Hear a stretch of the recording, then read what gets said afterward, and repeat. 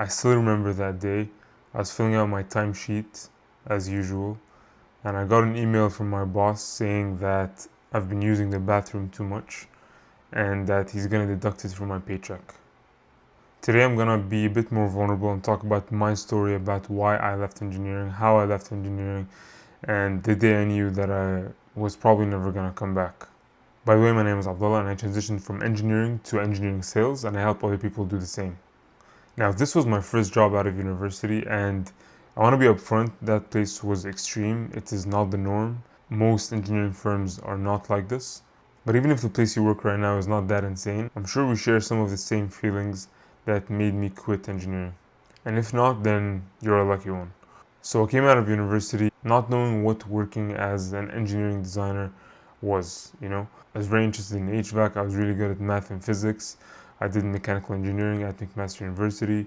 I did a co-op in manufacturing, but I didn't really like that too much. So I started off at a small HVAC firm. We did design for HVAC systems and plumbing systems for houses, some commercial work as well. In the beginning, I didn't know what to expect, so I kind of went with the flow and learned a lot. However, as time passed, I noticed that I was valued based on my time and that I was easily replaceable. And now I know what you might be thinking. You're a fresh grad, of course, you're easily replaceable. But that feeling of not being able to drive real value in a business or in a company really stuck with me. Even as I got more efficient at the job and I was actually taking on projects by myself, I still felt like I wasn't tied to revenue directly. I was replaceable. The skills I had were commodity, and any fresh grad can learn it and do it quickly. Things like filling timesheets still stick with me to this day as something that I really don't want to go back to, because it again just ties me to my time. And when you're tied to your time, you can't really expand your income that much because you're billing a certain hour to the client, and there's not that room for that very big jump. And that's what I was after. And now, don't get me wrong, the work itself I liked. I like engineering. I studied engineering. I was good at it. I just wanted more. And the day that I knew that I had to leave was the day that my boss told me that he was gonna take money out of my paycheck because I spent too much time in the bathroom. And in that firm, you weren't allowed to leave the building if it's not your lunch half an hour. You weren't allowed to take a phone call. You weren't allowed to walk around, take a breath outside. And that's one of the main reasons that I would spend 5 minutes in the bathroom. It wasn't crazy. It was like 5-10 minutes max. And I went back to my desk. I got that email. I was filling out my timesheet. I'm like, what am I doing with my life? And I wasn't really making that much money. I was making under 60 grand. And a lot of people say you're early in your career, you shouldn't think about money. And I agree. If you're learning and if you're a profession that you want to be in for a long period of time, for me, I looked at the career progressions in regular engineering and I didn't like it. I was going to become from a junior designer to a designer, and then once I get my PEng, maybe I'll get a bigger pay bump, and then back to the regular 3% per year, and then become a senior engineer, and then it was gonna take me 10 years to get to 200k, where in other fields you can make a lot more, which I'm gonna get into. So that day I decided that I had to leave, and I started doing research. And now, just a bit of background, during all this time during university, I was always doing businesses on the side.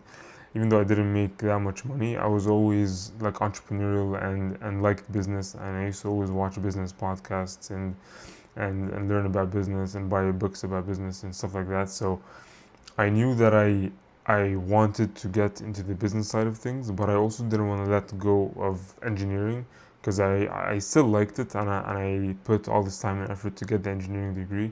So I wanted to find something that's a good balance of both, so I can kind of combine both things that I like and I'm good at. One point that I really want to nail down is, if you're really good at your job in engineering, you're not gonna double your income. That's just not gonna happen in your first couple of years. It's just not gonna happen, because if you're good at your job, it just means you get stuff done faster and you do them correctly. That's literally it. You probably got into engineering because you're curious, you like solving problems, you're analytical, you can think clearly, you can analyze a system. But then at the end, you just ended up running calculations at a desk using a software all day long.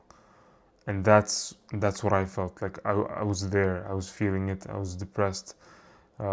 Maybe not actually depressed, but I wasn't feeling like myself at all, and I just wanted to leave. And after doing so much research online about what my career path could be, because I was so lost, I finally came across technical sales or engineering sales from a job posting that was posted on LinkedIn. So I applied there and I started doing so much research about it, and it's like a big light bulb moment. Like, what did I just find?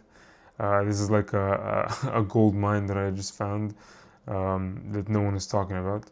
So then, around like a week or two after I put in my application, I got a call from the hiring manager at my current company, and they called me in and they asked me a couple of questions. They asked me about my HVAC experience and my business experience because I put that on the resume, and he really liked that I had both technical and kind of business sales experience. And then he got me an interview, and around 1 or 2 weeks after the interview, I got a call from the hiring manager again. I was at the office. I went to the bathroom to take the call, and he's like, "I'm writing up your offer," and that was like the best feeling I've ever had. And that's where I've been ever since. Now, what is engineering sales or what is technical sales? In the most basic terms, you have a manufacturer of a product, and that manufacturer needs sales reps, or in some cases, whole rep firms, which is what I work for. I work for a rep firm. So, in a rep firm, we represent a lot of manufacturers, and we're basically their sales agent in a specific local area. And with technical products, you have technical customers, so contractors and engineers in my case. And those contractors and engineers want to speak to a person with technical knowledge. They want to speak to engineers. They want to speak to people who know what they're talking about, not just salespeople who can talk nice and be charismatic. They want someone who speaks their language. And that's where, coming from an engineering background, you have such an edge to get into these technical sales roles. They're very niche because many engineers just want to do the technical stuff. They want to stay in the office, use the software, do the calculations. And a lot of salespeople don't have the technical knowledge. So if you're an engineer and you like business and sales and you have that technical background, then you have the perfect combination to get into one of these technical sales roles or engineering sales roles. And when it comes to income, it's completely different. You get a base salary just like any other firm, but you also get commission. So your value is not based on your time. You can, if you're really good at your job, you can double your income in a year or two. And that's genuinely not possible in any other kind of role. And when you're generating revenue for a company, you're very valuable. And people treat you with respect and they rely on you. And if anything happens to the company, you're not getting fired first because you're the person who's bringing in the revenue to the company. You own your weekly schedule. And one of the best things about this kind of career is that you're not at a desk all day. You're going seeing engineers, you're going and seeing contractors, you're giving presentations, you're practicing your social skills, you're taking people out for lunch. And now it's not all fun and games. Obviously, you need to know the products very, very well. You need to be a trusted advisor to the engineers, to the contractors. And if you are technical and you're very trustworthy and you know your stuff and you can also do the social stuff, then you're gonna kill it. And in this kind of role, like you walk into work feeling like a different person. Like you feel like you're valued, you feel like you're making a difference. And a lot of people think that you're letting go of engineering once you get into sales, but you're actually not. You can still become a professional engineer working as a technical sales rep. It involves a lot of engineering on the equipment side. You're going to be looking at a ton of engineering drawings from all the consultants in the city, and I feel like you're going to actually learn a lot faster than working in an engineering role. Now, is this kind of role for everybody? Of course not. Some engineers genuinely love being in like the deep technical world and don't care about money or business, or they just want to be on the technical side, and that's completely fine.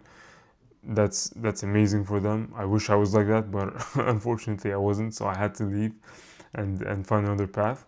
But if you're an engineer who has that technical aspect, but also likes business, likes sales, wants to make more money and live a lifestyle that you enjoy more, then I'd really start looking at applying to these. Then I'd really start looking at applying to these technical and engineering sales roles. If you want help finding out if making the jump is the right choice for you, based on your industry, based on your years of experience, and want to know what kind of industries you can get into, what kind of pay you should expect specifically for your situation, and how to start applying and how to structure your resume, you can book a call with me down below. It is paid. I've been taking a ton of calls for free, so I have made them paid now.